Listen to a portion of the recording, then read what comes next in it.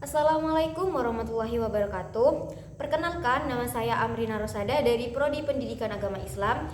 Nah, di sini saya akan menjelaskan tentang manajemen pembelajaran di Indonesia, yang dimana ini adalah tugas mata kuliah manajemen pendidikan yang diampu oleh dosen Bapak Bahrul Munib SHI MPD.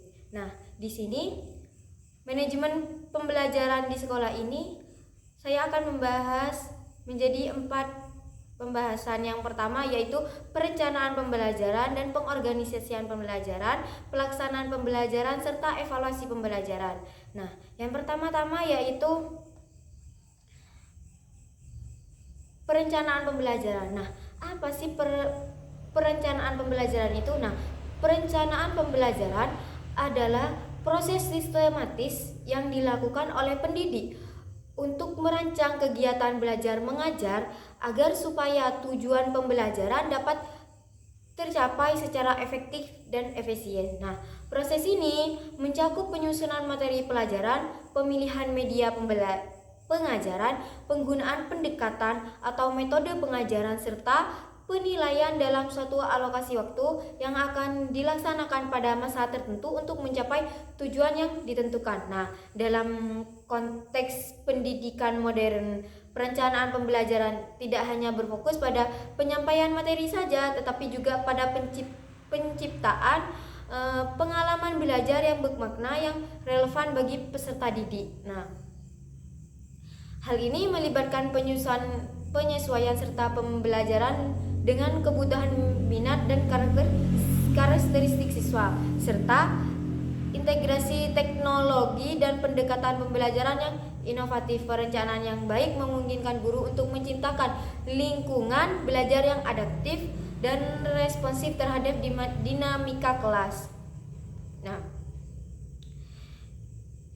selanjutnya yaitu komponen rencana pembelajaran. Nah, dalam implementasi perencanaan pembelajaran harus disesuaikan dengan kebijakan kurikulum yang berlaku, seperti kurikulum Merdeka di Indonesia. Kurikulum ini memberikan fleksibilitas bagi guru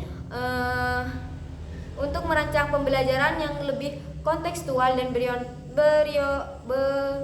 berorientasi pada pengembangan profil pelajar Pancasila. Dokumen perencanaan pembelajaran ini umumnya mencakup komponen-komponen seperti tujuan pembelajaran, indikator pencapaian materi, ajar, metode, media, serta penilaian. Sesuai dengan peraturan pendidikan di Indonesia, setiap guru diharapkan mampu menyusun perencanaan pembelajaran yang relevan dengan kurikulum yang berlaku dan sesuai dengan kebutuhan peserta didik. Nah, berikut ini adalah komponen-komponen utama. Berikut ini saya akan menyebutkan komponen-komponen utama dalam perencanaan pembelajaran yang umum digunakan oleh pendidik di Indonesia. Yang pertama yaitu tujuan pembelajaran.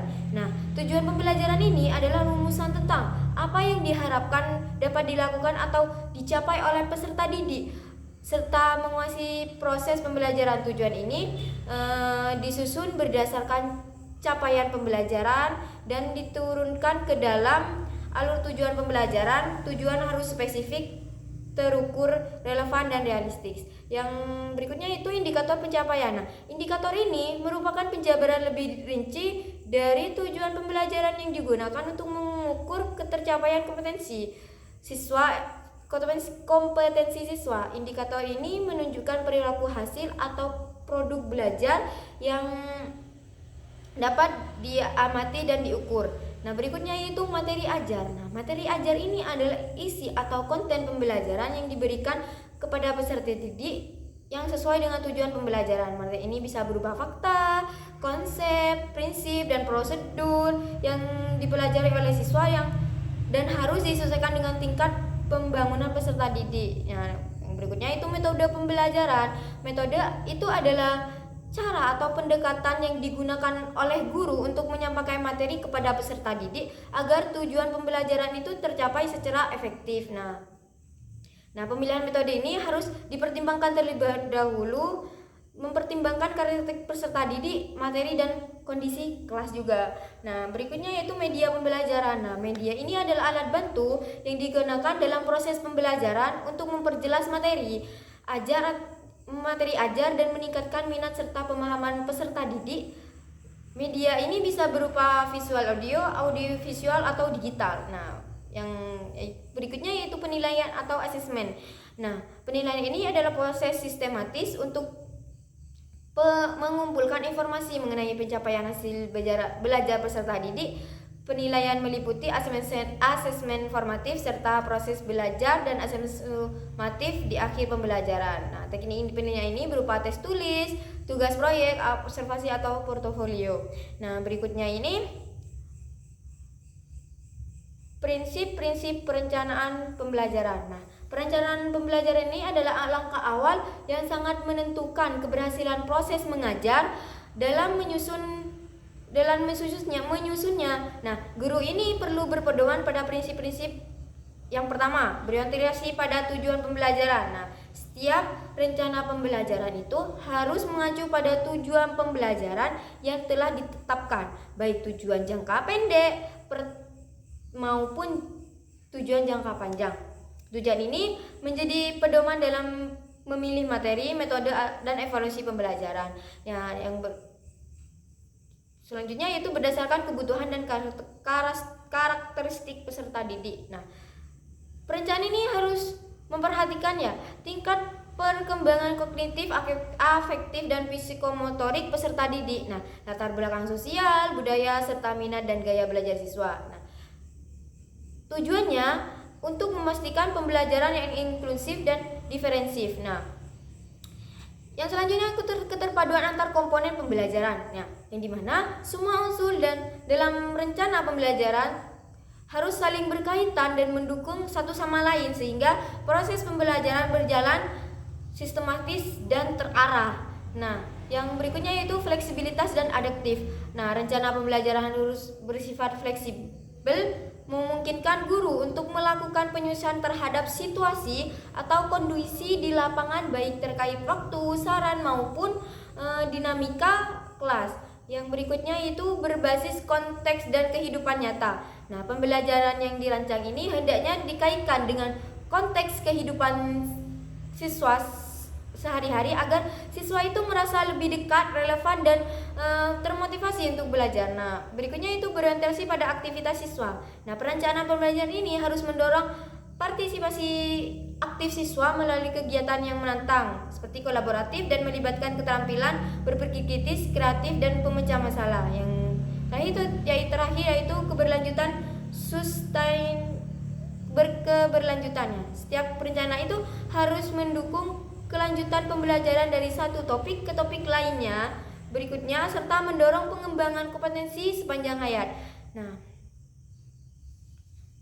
pembahasan berikutnya yaitu pengorganisasian pembelajaran. Nah, apa sih pengorganisasian pembelajaran itu? Nah, pengorganisasian pembelajaran itu adalah proses perencanaan dan pengaturan sumber daya yang meliputi waktu, ruang, materi, aktivitas, dan interaksi antara guru dan peserta didik dengan tujuan menciptakan kondisi pembelajaran yang efektif dan efisien. Nah, dalam konteks pembelajaran ini, pengorganisasian tidak hanya sekedar menyusun jadwal atau menata ruang kelas, tetapi juga melibatkan pengelolaan berbagai komponen agar proses pembelajaran dapat berjalan secara terstruktur dan mendukung pencapaian tujuan pendidikan. Nah,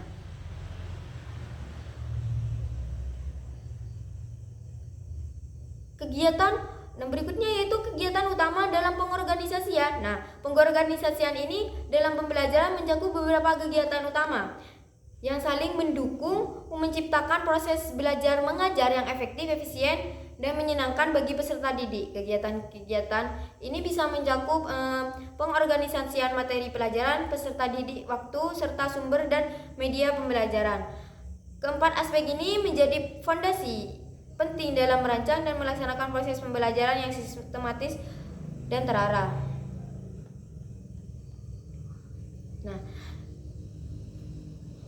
pengorganisasian materi pembelajaran dilakukan dengan menyusun isi pelajaran serta logis dan sistematis, mulai dari konsep yang paling sederhana hingga yang kompleks. Penyusunan ini harus memperhatikan kurikulum, capaian pembelajaran, serta karakteristik peserta didik. Tujuannya agar siswa dapat membangun pengetahuan serta secara bertahap dan terstruktur. Nah, yang selanjutnya pengorganisasian peserta didik dilakukan melalui pengelompokan siswa berdasarkan kebutuhan belajar, kemampuan, atau jenis aktivitas. Misalnya, dalam kegiatan kolaboratif ya, siswa dapat dibagi menjadi kelompok kerja berdasarkan proyek atau masalah yang sedang dipelajari. Ini tujuannya untuk menciptakan interaksi yang aktif, meningkatkan keterlibatan siswa dalam proses belajar. Nah, pengorganisasian waktu pembelajaran meliputi penentuan durasi dan pembagian waktu untuk setiap komponen kegiatan belajar seperti persepsi, penyampaian materi, latihan, dan evaluasi. Nah, selanjutnya itu pengorganisasian sumber dan media pembelajaran bertujuan ini mendukung proses belajar memanfaatkan alat, bahan, atau teknologi yang sesuai. Media pembelajaran ini seperti gambar, video, alat peraga, hingga platform digital dapat meningkatkan pemahaman siswa terhadap materi. Pemilihan media disesuaikan dengan tujuan pembelajaran, karakteristik materi, dan kondisi kelas juga. Ya, yang ketiga yaitu strategi pengorganisasian pembelajaran. Strategi pengorganisasian ini adalah pendekatan atau cara yang dilakukan untuk menyusun, mengatur komponen-komponen pembelajaran setiap materi peserta didik, waktu, dan sumber belajar. Strategi ini harus disesuaikan dengan karakteristik siswa, tujuan pembelajaran, serta kondisi lingkungan belajar. Nah, berikut ini ada beberapa strategi yang umum digunakan. Yang pertama yaitu strategi spiral. Nah, strategi spiral ini materi disajikan secara bertahap dan berulang dengan tingkatan kedalaman yang semakin tinggi di setiap pertemuan atau jenjang. Strategi ini cocok untuk pembelajaran jangka panjang atau konsep yang kompleks. Nah, yang kedua yaitu strategi kronologis. Nah, pengurutan materi atau aktivitas berdasarkan urutan waktu atau proses, misalnya dalam sejarah atau sains yang membutuhkan alur logis waktu. Yang ketiga yaitu strategi tematik atau terpadu, menggabungkan berbagai mata pelajaran atau topik dalam satu tema besar. Nah, cocok untuk jenjang pendidikan dasar, implementasi kurikulum merdeka.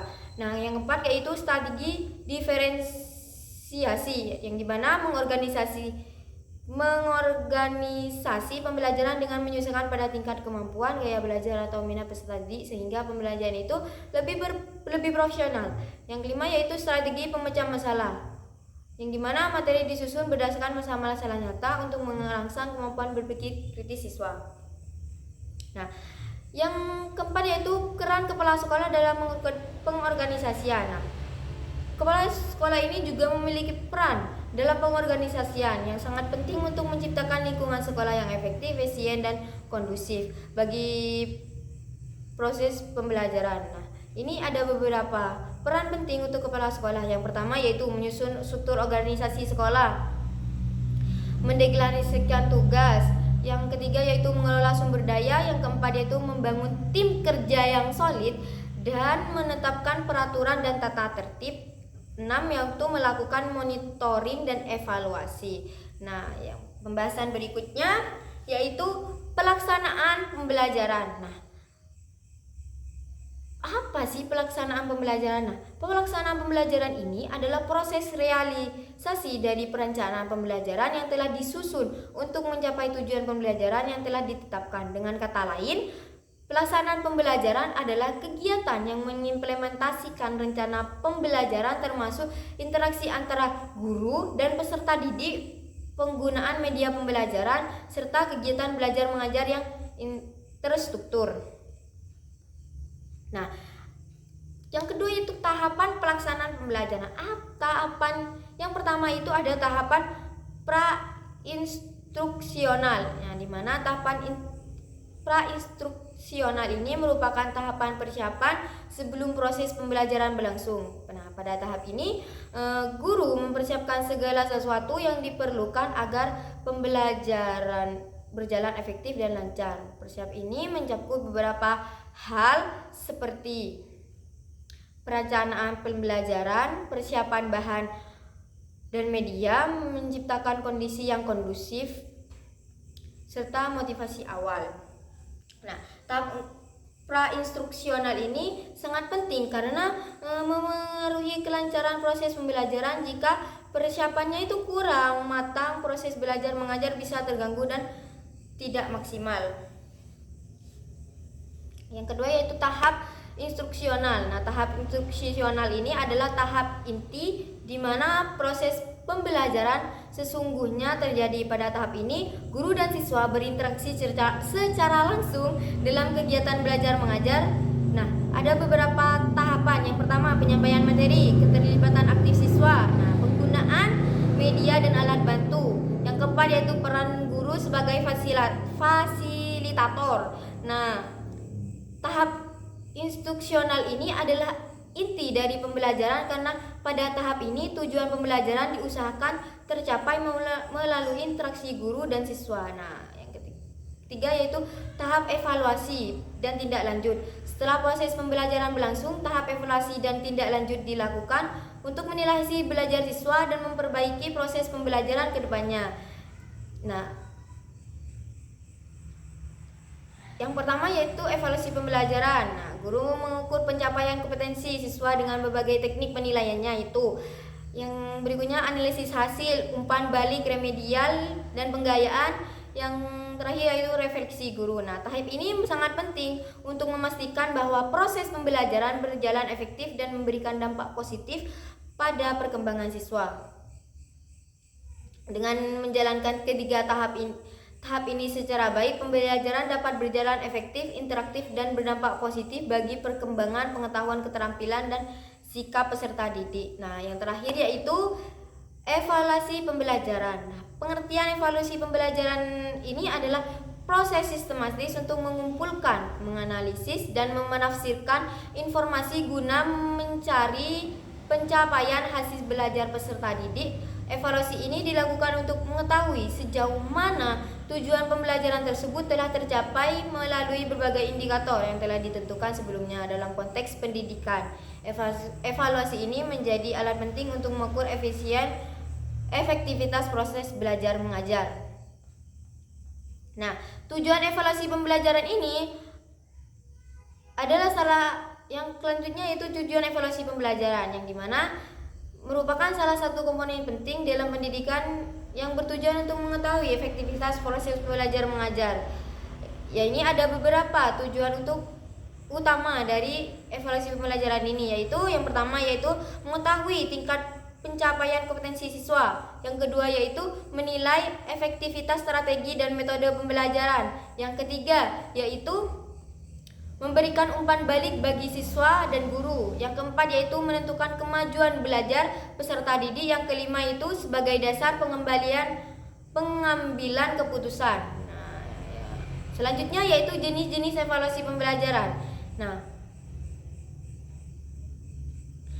untuk mendapatkan manfaat evaluasi secara optimal sangat penting bagi pendidik maupun peserta didik untuk memahami beragam jenis evaluasi yang digunakan dalam pembelajaran. Nah, yang pertama yaitu evaluasi formatif yang dimana dilakukan selama proses pembelajaran berlangsung. Nah, tujuannya untuk memberikan umpan balik secara berkala kepada siswa dan guru agar dapat meningkatkan kualitas pembelajaran. Yang kedua yaitu evaluasi diagnostik yang dimana digunakan untuk mengidentifikasi kesulitan belajar yang dialami oleh siswa. Yang keempat yaitu evaluasi penempatan yang dimana dilakukan menentukan tingkat kemampuan atau pengetahuan siswa. Evaluasi ini digunakan untuk menempatkan siswa dalam kelompok belajar atau kelas sesuai dengan kemampuan. Contohnya tes masuk sekolah atau tes kemampuan bahasa asing. Yang keempat yaitu teknik evaluasi. Teknik evaluasi ini adalah metode atau cara yang digunakan oleh pendidik untuk mengumpulkan informasi yang dibutuhkan dalam menilai proses dari hasil belajar peserta didik. Ya, yang dimana ini ada beberapa teknik. Yang pertama tes tulis. Tes tulis ini bentuknya bisa berupa pilihan ganda, isian benar salah atau menjodohkan atau uraian. Yang kedua yaitu tes lisan. Yang ketiga yaitu observasi, pengamatan, dan keempat yaitu penugasan, yang kelima itu portofolio, yang keenam itu wawancara. Nah, jadi kesimpulannya yaitu manajemen pembelajaran yang efektif. Manajemen pembelajaran yang efektif merupakan kunci utama dalam mencapai kualitas pendidikan yang optimal. Komponen utama dari manajemen pembelajaran meliputi perencanaan, pengorganisasian, pelaksanaan, dan evaluasi. Nah, keempat aspek ini saling berkaitan dan harus dijalankan secara sistematis agar proses pembelajaran lancar, sistematis, dan memberikan hasil yang maksimal. Nah, peran kepala sekolah sangat penting dalam pengelolaan dan pengorganisasian sekolah. Mereka bertugas menyusun struktur organisasi yang jelas, mengatur sumber daya, serta memastikan kegiatan berlangsung secara efektif dan efisien. Nah, selain itu, pelaksanaan pembelajaran merupakan tahap inti yang membutuhkan interaksi langsung antara tenaga pendidik dan peserta didik. Nah, dan guru harus mampu menciptakan suasana belajar yang menyenangkan dan efektif agar peserta didik termotivasi dan mampu memahami materi dengan baik. Nah, selanjutnya, dan evaluasi menjadi bagian terakhir tetapi sangat penting dalam pengelolaan pembelajaran. Melalui evaluasi yang objektif dan menyeluruh, guru dan pihak sekolah dapat menilai keberhasilan pembelajaran sekaligus mengetahui kurang yang perlu diperbaiki. Evaluasi ini tidak hanya berfungsi untuk mengukur capaian peserta didik tetapi juga sebagai umpan balik untuk perbaikan proses pembelajaran di masa mendatang. Dengan evaluasi yang kontinu dan berkelanjutan, kualitas pendidikan dapat terus ditingkatkan sehingga menghasilkan sumber daya manusia yang kompeten dan berkualitas tinggi. Nah, sekian penjelasan dari saya, kurang lebihnya mohon maaf. Wassalamualaikum warahmatullahi wabarakatuh.